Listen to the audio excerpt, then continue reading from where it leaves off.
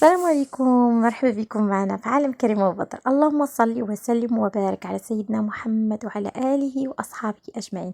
مرحبا بكم معنا في فيديو جديد ونهار جديد، واليوم جبت لكم واحد التشكيله ديال المملحات اللي زوينه بزاف وسهله واقتصاديه، والاهم انها كتجي لذيذه بزاف بزاف.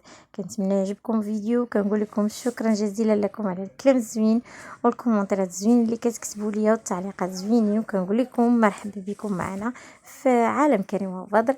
والعائله ديالي كتكبر نهار على نهار، وانا كنفرح بزاف ملي كنشوف دوك الكومنتات زوينين والناس اللي كيجيو. كنقول لكم شكرا جزيلا لكم ومرحبا بكم معنا، وكنتمنى يعجبكم هاد الفيديوهات اللي كندير لكم والوصفات اللي كننزل لكم. كنتمنى نال رضاكم ونكون يكون ان شاء الله خفيف على قلوبكم، ويكون هاد الفيديو الاستفاده اكثر من اي حاجه. فانا صوبت واحد البريوات ديال الدجاج مالحين بالحامض مصير والزيتون، كيجيو رائعين. واحد الوصفه اللي كتجي بنينه بزاف، قلت علاش لا ما نشاركهاش معكم.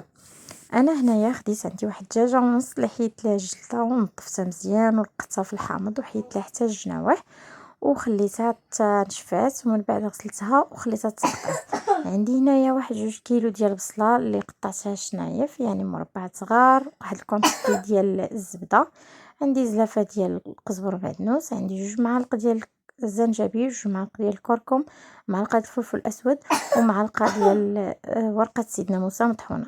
عندي التوابل ديال الدجاج، وعندي واحد الحامضه مصيره كبيره اللي قطعتها شنايف، وواحد راس ديال الثومه اللي حتى هو بشرته. فهادو هما المكونات اللي غنحتاجو، والزيت النباتيه باش غنطيبو. اول حاجه غادا نوضع ديك البصله كامله اللي عندي اللي مقطعه شنايف، غادا نوضعها في الطنجره ونوضع معها الزبده، وغادا نوضع معها ديك الثوم والقزبر ومعدنوس اللي قطعتهم، يعني زلافه كبيره راه تبارك الله كونتيتي كبيره.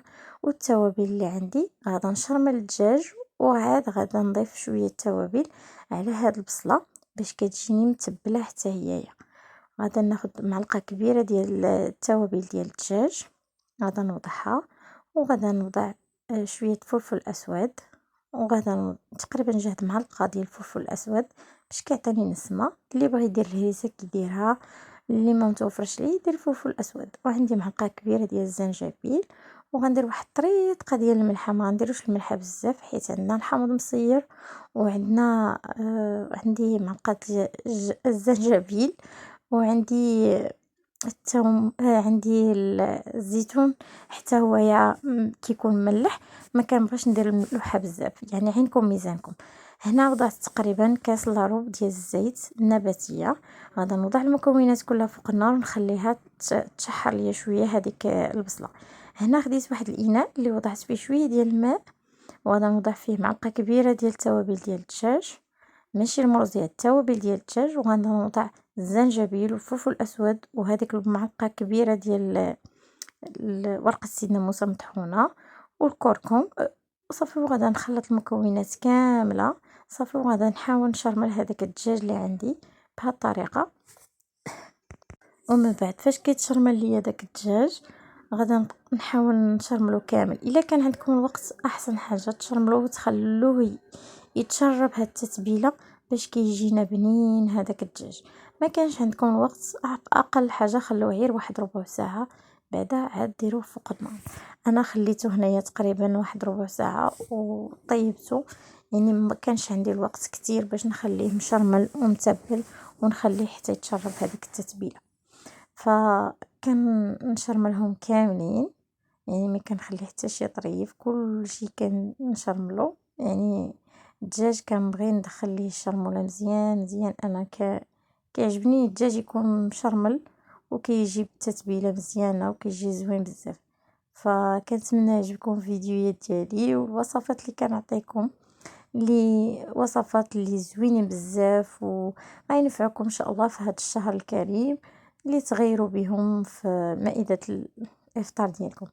هنايا ديك البصله ديالي راها كتشحر ليا، وانايا ناقصه على البوطه حتى اللمهال، مره كنحرك الطنجره.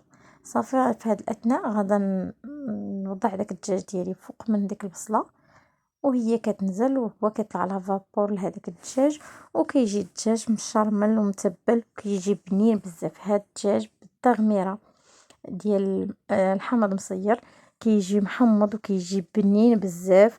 كيعجبني انايا هذا، كيجي محمض وكيجي زوين بزاف. يعني كل واحد كيفاش كيصاوبو، كل واحد بالطريقه ديالو، وكنتمنى تعجبكم هاد الطريقه ديالي. فغادا نجيب داك الحامض المصير اللي قطعته مربعات وغنديرو فوق الدجاج بحال ما هكايا صافي. وغادا نخلي الطنجره ديالي تغلى ليا، راه ما غنضيفو لا ماء لا حتى شي حاجه. البصله غادا تطلق لينا الماء اللي غادي يطيب لنا فيه الدجاج، ولكن النار خصها تكون مهيله، يعني ما ديروا لا ماء لا حتى شي حاجه، فقط خلوه النهار مهيله وخلوه يطيب. شوفوا انا كيفاش كنقيس الدجاج وكنوريكم بانه هو البصله طلقات الماء والدجاج ديالي راه تيطيب. من بعد حيدت الدجاج درتو في واحد الاناء باش غنفردو، وحيدت هذيك الطنجره ودرت طنجره اخرى صغيره صافي. وكنبقى نحرك فيها بحال ما هكا، ما كنحيدوش يدنا، واحد الملعقه خشبيه حتى كتولي لنا واحد التغميره معسله. في هذا الاثناء خديت هنايا واحد الكونتيتي صغيره ديال الفيرنيسيل اللي وضعتها في الماء، وخديت الزيتون اللي قطعته دي مورسو، وخديت شويه ديال الحامض مصير، تقريبا واحد نص محامضه مصيره، وخديت هنايا واحد شويه ديال القزبر معدنوس ومعلقه ديال التوابل ديال الدجاج باش هاد الشعريه حتى هي كتنسب.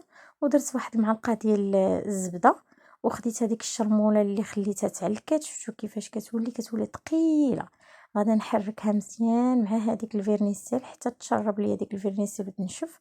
ورجعت لداك الدجاج عندي اللي فرتته، خصكم تقطعوه صغير ورقيق بحال هكايا باش ما اللي تكونوا تتعمروا فيه ما يفرقعش لكم هذيك الورقه البسطيله. وخديت شويه ديال التغميره حركتها مزيان مع داك الدجاج باش تشرب لنا التتبيله. والفيرنيسيل ديالنا راه حتى هو حركته مزيان. شوفوا الشرموله كيفاش كتجي، راه كتجي زوينه بزاف. ففي هذا الاثناء انا كنحاول نطوي لكم البريوات وكنوريكم البريوات ديالي كيفاش كيجيو، كنحاول ندخلهم بحال هكايا. وملي كان بعد الا بغيتوهم يلصقوا لكم مزيان، غادا تجيبوا البيض ديال بيض ديال البيض وغادا تلصقوهم به، راه كيتكولاو وما كيبقاوش يتحلوا نهائيا.